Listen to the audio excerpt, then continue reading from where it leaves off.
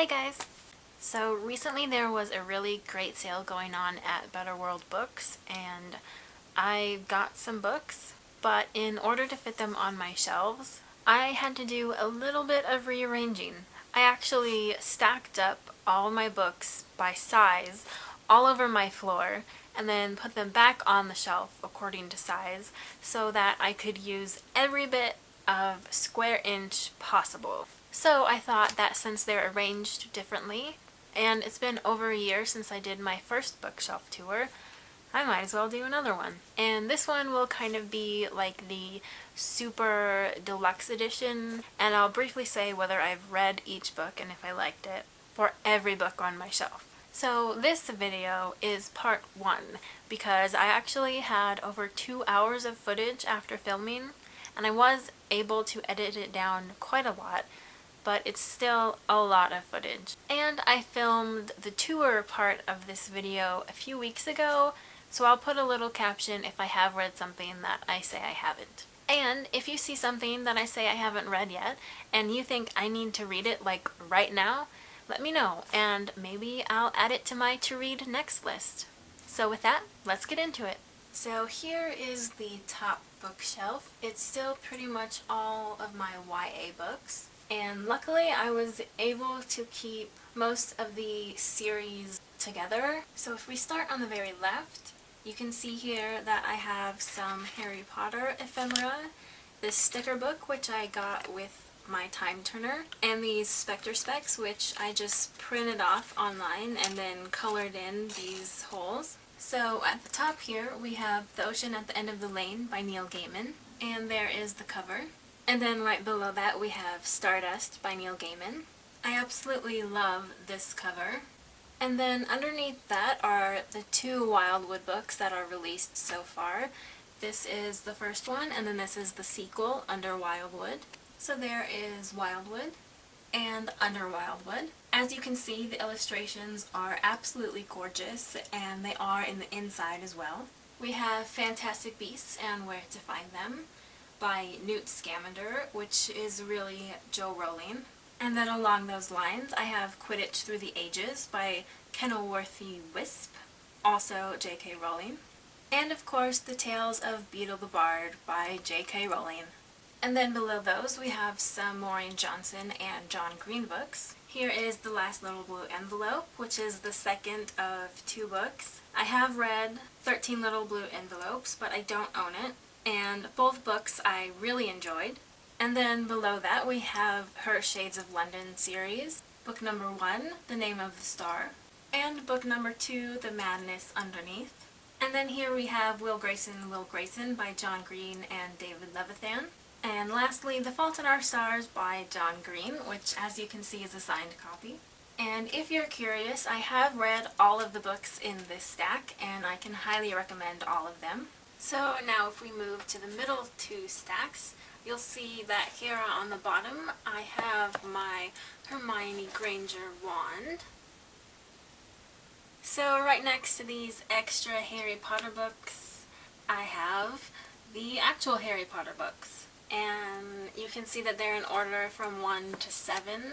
And since most people are pretty familiar with the books, I won't pull them out one by one. But you are probably wondering why I have 2 copies of The Sorcerer's Stone. And recently my mom decided to buy a hardback copy of Sorcerer's Stone to go with the other hardback copies we have so that she has a matching set. And this one was basically the first Harry Potter book that my family ever owned. But there was no way that I could let her get rid of this one because this has some definite memories attached to it. And then on the bottom you can see I have 4 paperback John Green books. Here is Let It Snow by John Green, Maureen Johnson, and Lauren Miracle. And Paper Towns, which I really enjoyed. An Abundance of Catherines, which I really liked, but not as much as Paper Towns or obviously The Fault in Our Stars. And Looking for Alaska.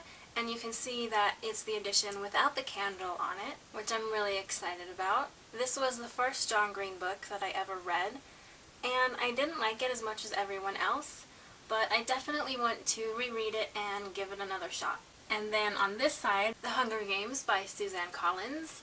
I've read the whole series, but this is the only one I own in a physical copy. The Key to the Golden Firebird by Maureen Johnson, which was actually better than I expected. Boy Meets Boy by David Levithan, which I actually really enjoyed. The Book Thief by Marcus Zusak, which is amazing. The first book in the Benedict Society series, The Mysterious Benedict Society, and I really enjoyed this book, and I haven't read any of the other ones, but I'm definitely looking forward to doing that someday. And then we have The Perks of Being a Wallflower by Stephen Chbosky, which I did not like the first time I read it, but then I watched the movie several years later and reread the book, and I liked it far better.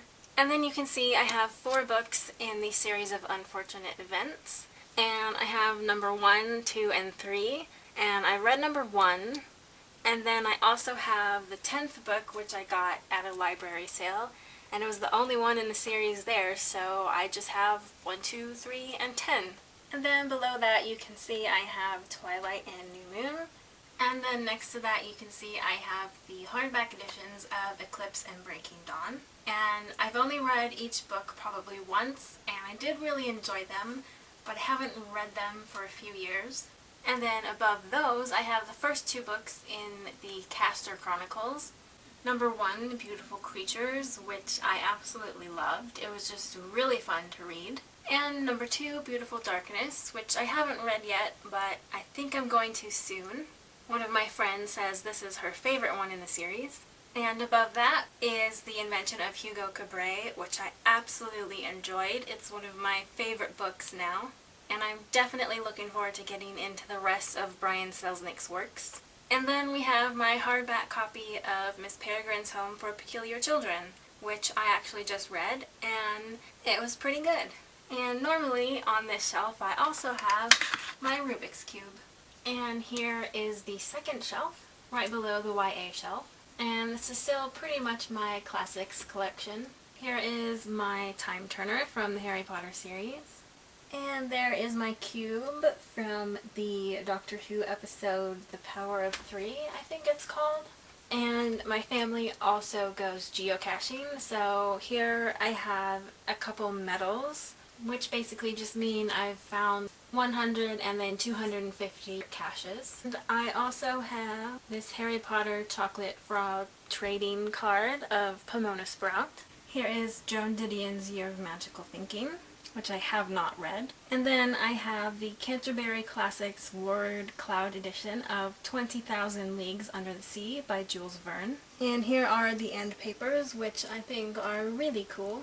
I also have not read this. And then you can see I have 3 Penguin Classics. Emily Bronte's Wuthering Heights, which is my absolute favorite book.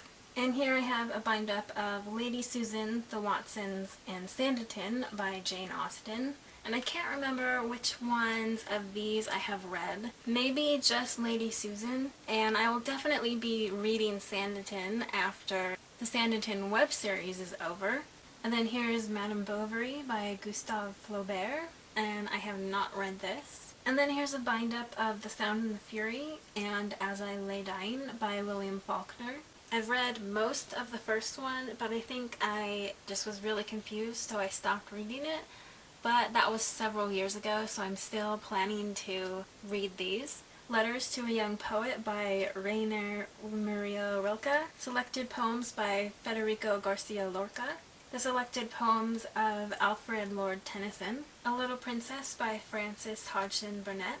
I haven't read this, but I absolutely loved the movie. And then The History of England by Jane Austen, as well as A Child's History of England, which is bound up into the same copy.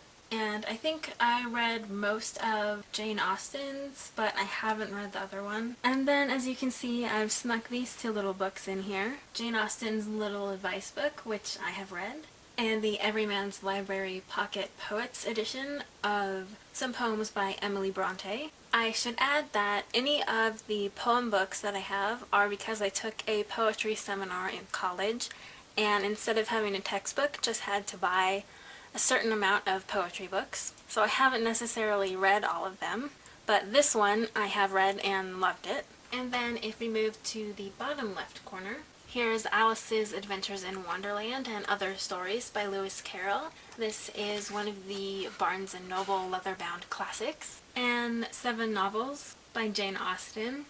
And this is another Barnes & Noble edition.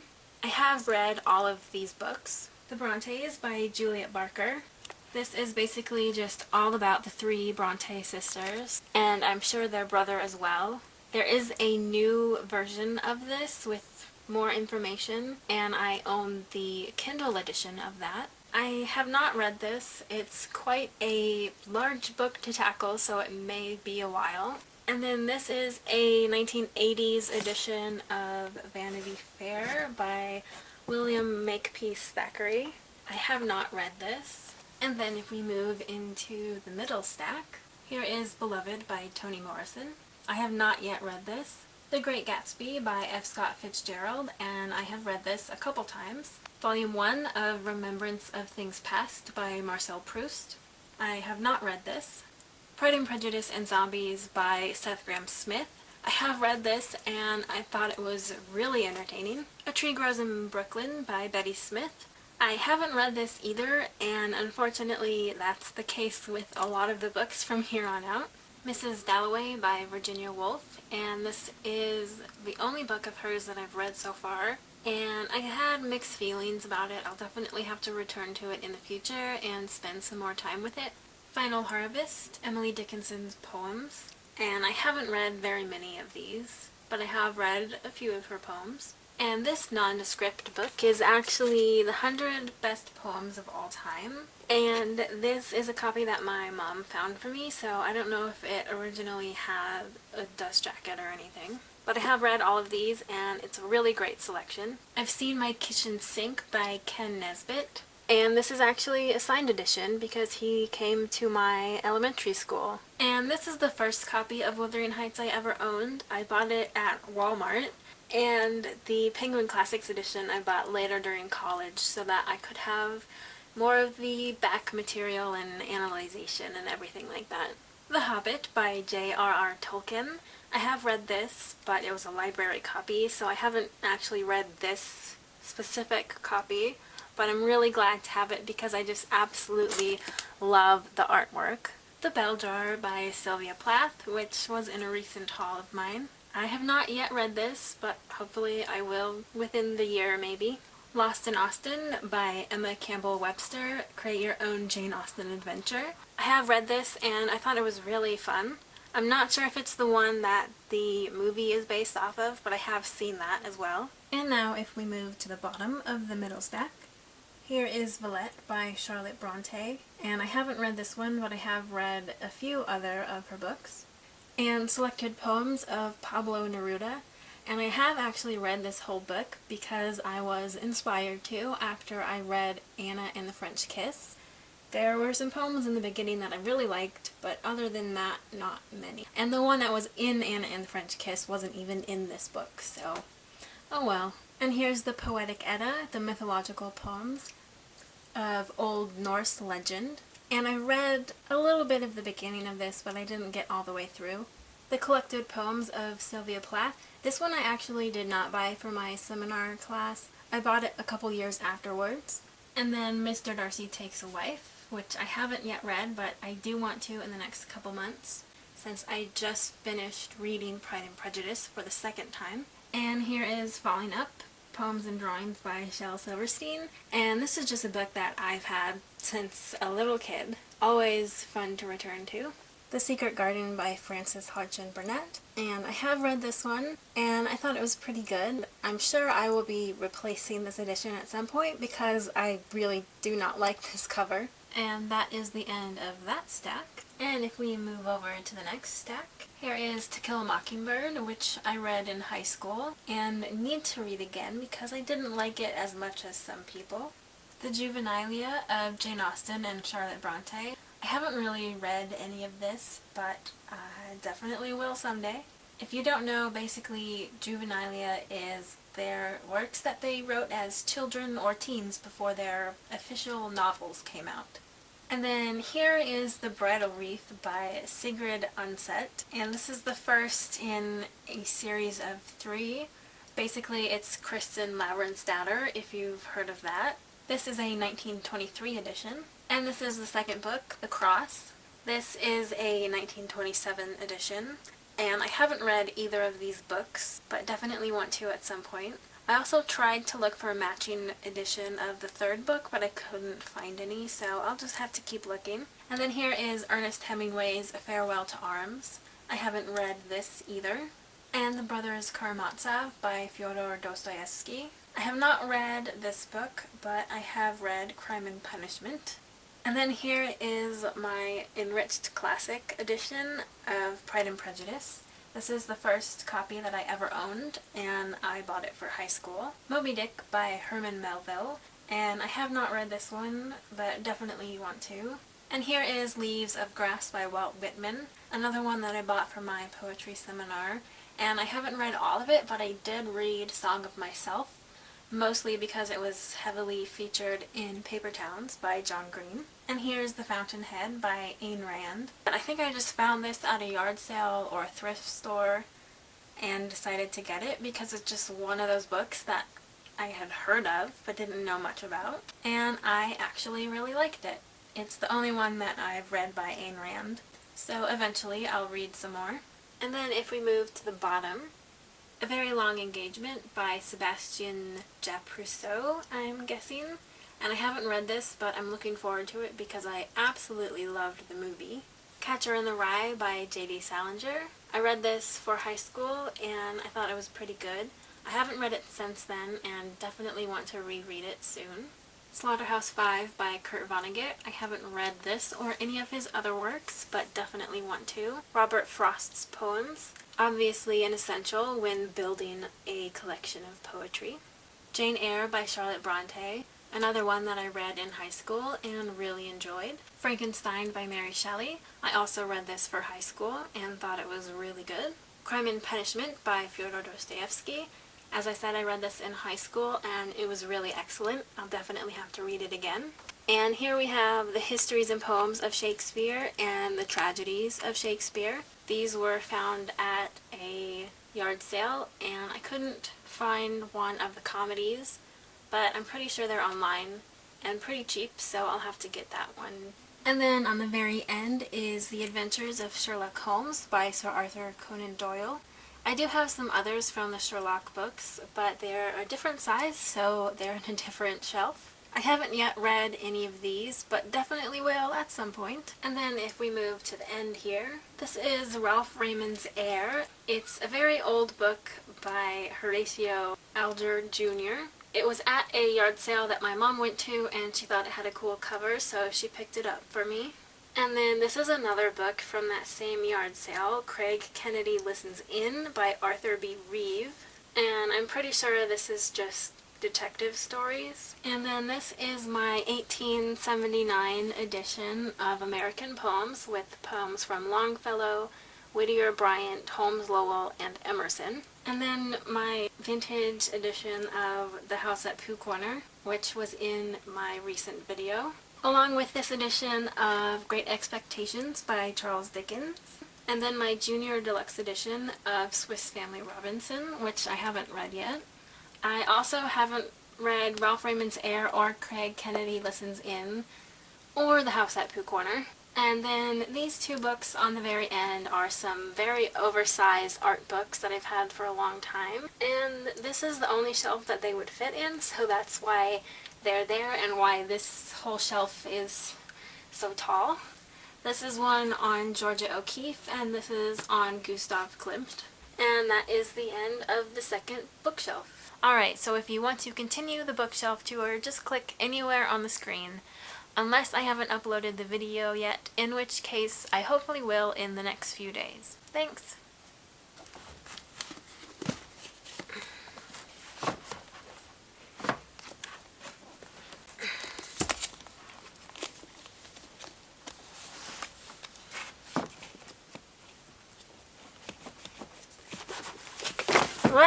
Okay, it's all good. It's all good. We're good. Okay. Are these still on the screen? I don't know. I've not been paying attention.